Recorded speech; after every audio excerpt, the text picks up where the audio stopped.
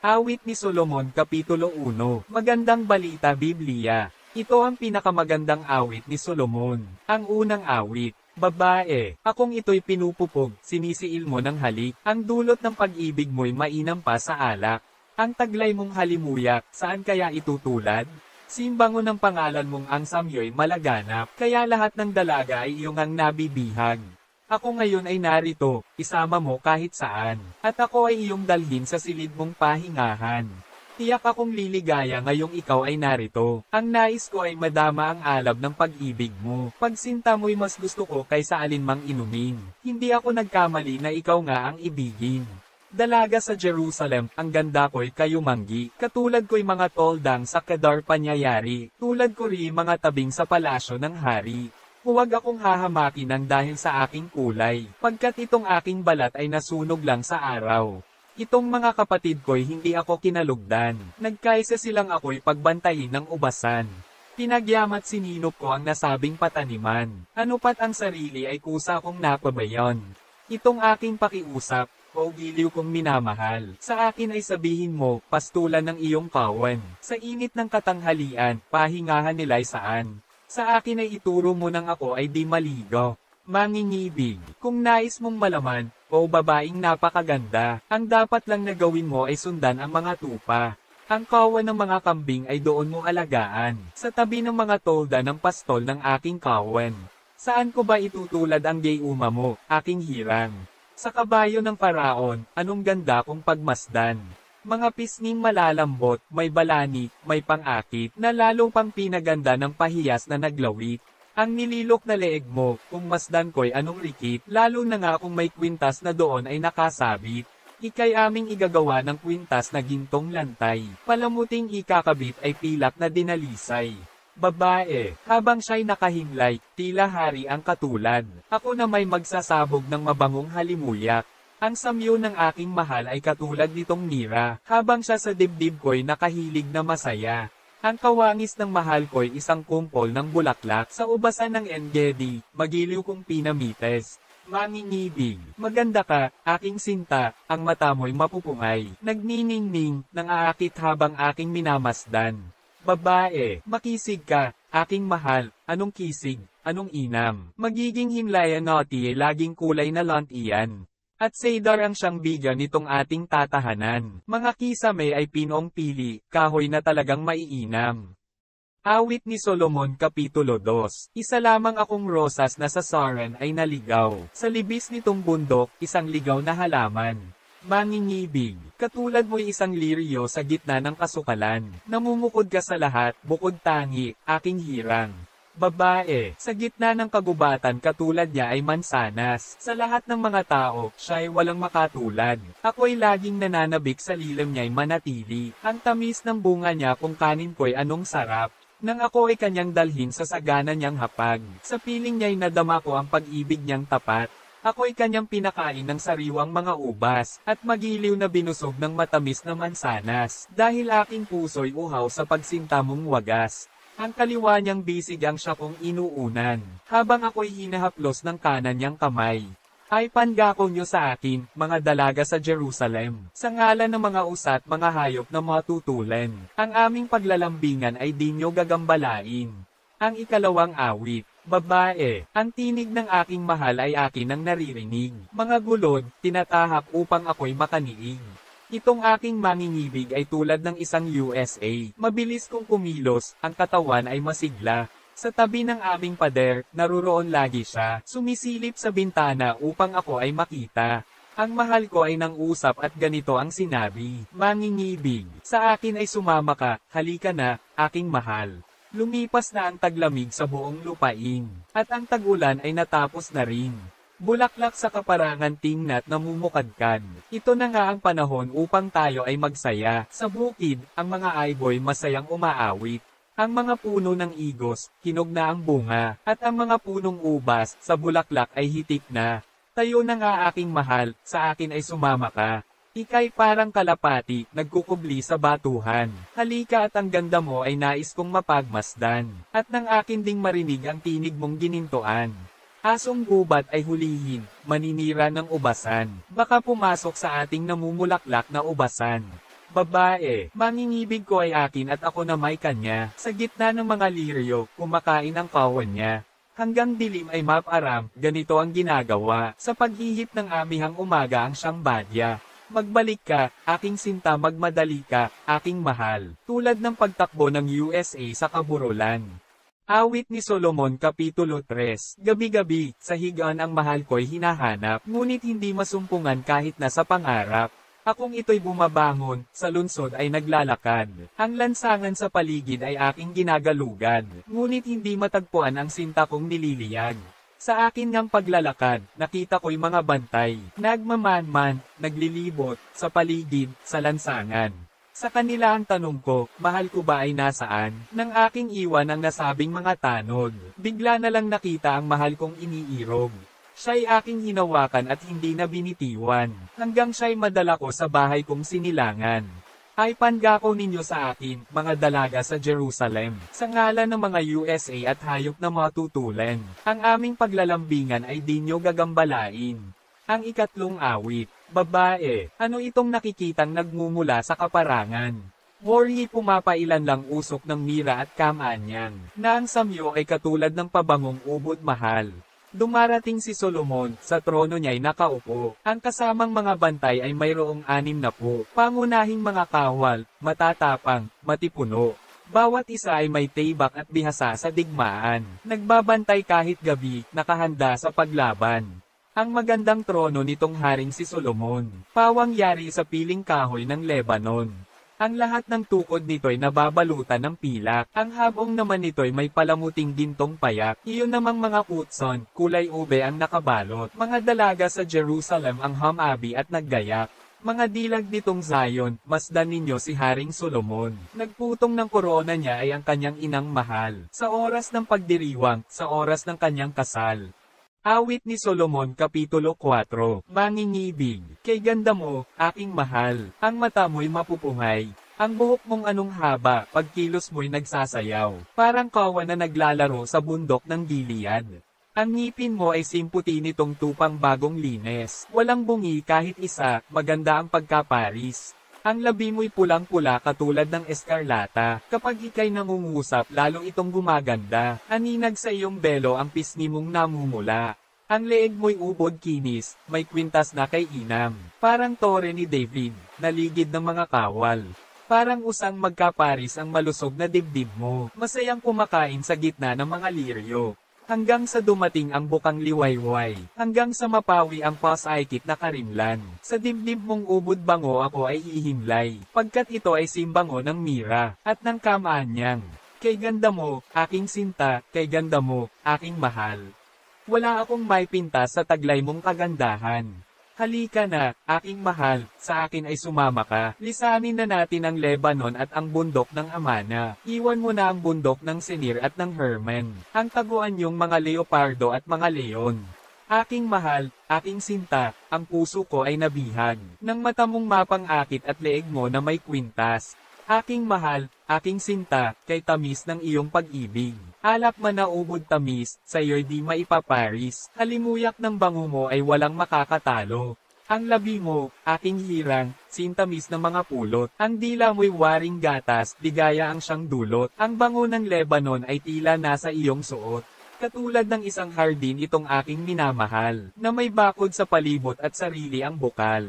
Halaman ay magaganda, waring hardin ng Granada, namumukod, natatangi ang kanyang mga bunga. Mahalimuyak ang mga nardo, mababango ang henna. Nardo at saffron, mabangong kanela at kalamo, at lahat ng punong kahoy ay may samyo ng insenso, mira, at alo na pangunahing pabango. Ang tubig na ginagamit na pandilig nitong hardin, ay ang agos ng tubig na sa Lebanon pa nanggagaling. Babae, umihip ka hanging timog, sa hilaga ay gayon din, nang masamyo ko ang bango na buhat sa aking hardin. Hayaang ang aking sintay magpunta sa hardin niya, upang pumitas at kumain ng mga bunga. Awit ni Solomon Kapitulo 5. Mangingibig, nasa hardin ako ngayon, aking mahal, aking sinta, at ako ay nangunguha ng balsamo at ng mira. Nilalasap ko ang tamis nitong pulot ng pukyutan. Iniinom ko ang gatas at alak na malinamnam. Mga babae, kumain na at uminom, kayong mga mangingibig, hanggang kayo ay malonggo sa tamis ng pag-ibig. Ang ika-4 na awit, babae, kahit na nga sa pangarap kung ako ay natutulog, naririnig ang mahal ko, sa pinto ay kumakatok. Mangingibig, ako ay iyong papasukin, aking mahal, aking sinta, na tulad ng kalapati, ubod-linis at maganda, basang-basa ang ulo ko nitong hamog sa umaga. Babae, muli pa bang magbibihis, gayong ako'y naghubad na? Akin bang dudamhan muli, na hugasan ng mga paa? Nang hawakan ng mahal ko ang susiya nitong pinto, damdamin ko ay sumigla, lumundag ang aking puso. Ako ay bumangon upang siya ay pagbuksan. Bines ko ng mira itong aking mga kamay, at ako ay lumapit sa pinto ng aming bahay. Ngunit nang siya ay pagbuksan ko, hindi ko na inabutan. Hinanap ko ng hinanap ngunit hindi natagpuan. Sa laki ng pananabik na tinig niya ay mapakinggan. Tinawag ko ng tinawag ngunit walang kasagutan. Ang mahal ko ay hinanap, di tumigil, di nagal-ubay, hanggang ako ay mahuli, mga tanod nitong bayan. Hinagupit nila ako, walang awang sinugatan. Balabal ko ay hinatak, pinunit pa at ginutay.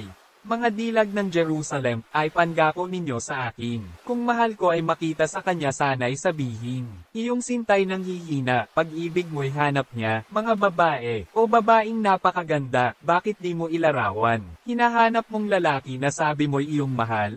Sa amin ay sabihin mo kaiba niyang katangian, na dahilan ng bilin mo't mahigpit na panambitan. Babae, ang irog ko ay makisig, matipuno ang katawan. Sa 1,000 ay siya lang ang may gayong katangian.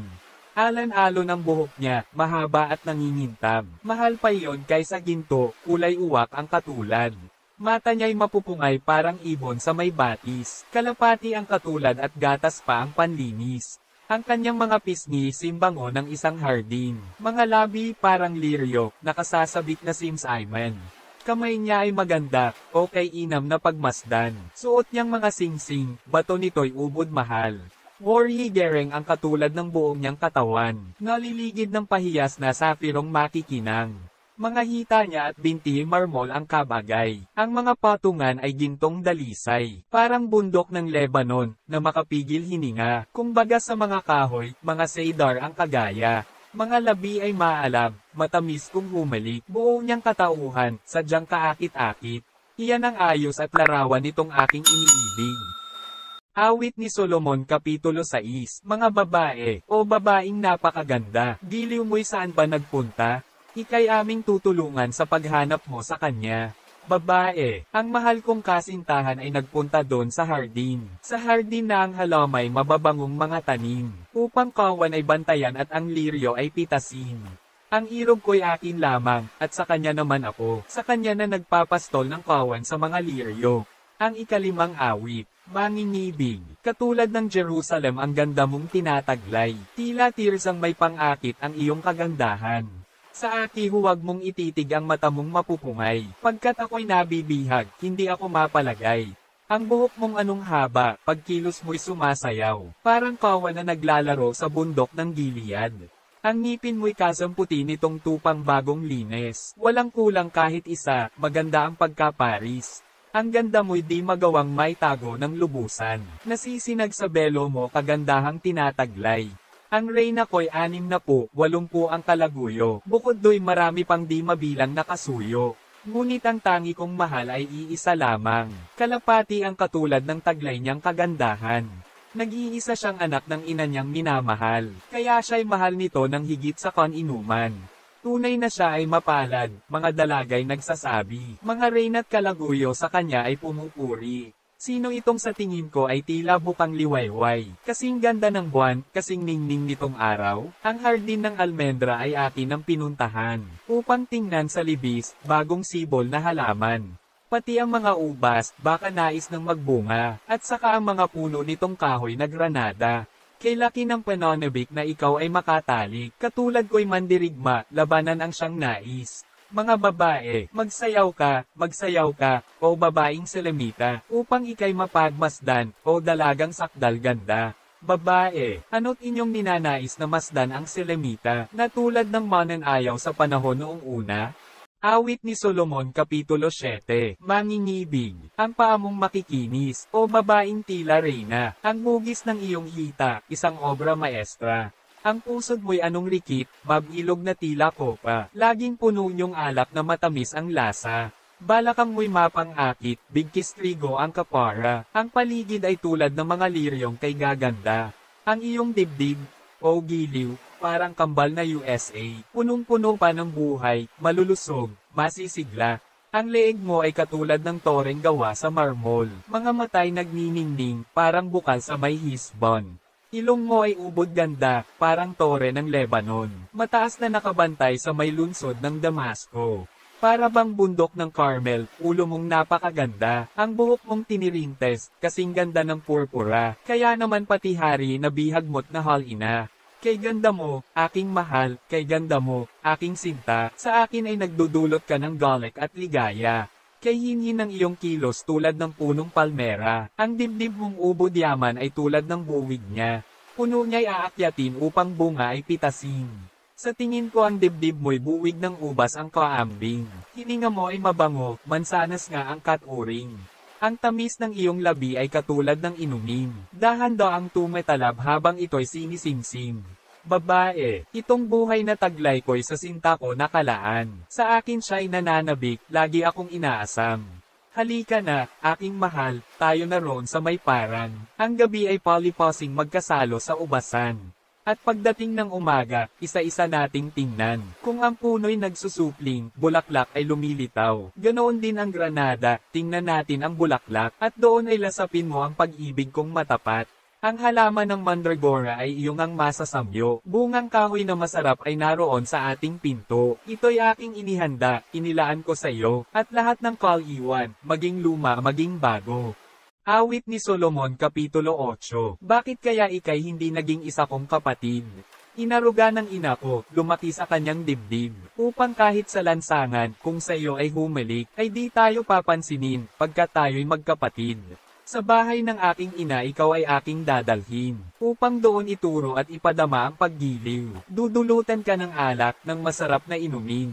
Sa kaliwa niyang kamay ang ulo ko'y nakaunan, habang ako'y hinahaplos ng kanan niyang kamay. Ay pangako niyo sa akin, mga dalaga sa Jerusalem, ang aming paglalambingan ay di niyo gagambalain. Ang ika-6 na awit, mga babae, sino itong dumarating na buhat sa kaparangan? Hawak-hawak pa ang kamay ng kanyang minamahal? Babae, sa puno ng mansanas, ikaw ay aking gineisen, doon mismo sa lugar na iyong sinilangan. Kaya ako'y mahalin mo, sa bisig mo ay ikulong. O kay lakas ng pag-ibig, panibughong man ay gayon. Sinlakas ng kamatayan, tumutupok, parang apoy. Kahit baha ay di kayang pigilin itong paggiliw. Buhusan man itong tubig, di makuhang palamigin. Subukin mong ang pag-ibig ay sa yaman mo daanin. Baka nga ang mangyari ay ikaw pa ang siyang kutsain. Mga lalaking kapatid ng babae, kami ay mayroong kapatid, dibdib niya ay maliit, ano kayang dapat gawin kung sa kanya'y may umibig? Kung pader lang sana siya, toreng pilak ay lalagyan, at kung pintuan lamang siya, tablang cedar, ay lalagyan. Babae, ako ay isang batong muog, dibdib ko ang siyang tore, sa piling ng aking mahal ay panatag ang sarili. Mangingibig, may ubasan si Solomon sa dako ng Balhamon. Mga taong tumitingin, magsasakang tag-aron. Buwis nila'y 1,000 pilak, bawat isa taon-taon. Kung si Haring Solomon ay mayroong 1,000 pilak, at ang mga magsasakay may 200 hawak, ako naman ay mayroong taniman ng mga ubasan. Bawat isang kasama ko'y malaon ng nananabik, na magmula roon sa hardin, ang tinig mo ay marinig. Babae, halika na aking sinta, madali aking mahal. Tulad ng pagtakbo ng USA sa kaburulan, na punong-puno ng mababangong halaman.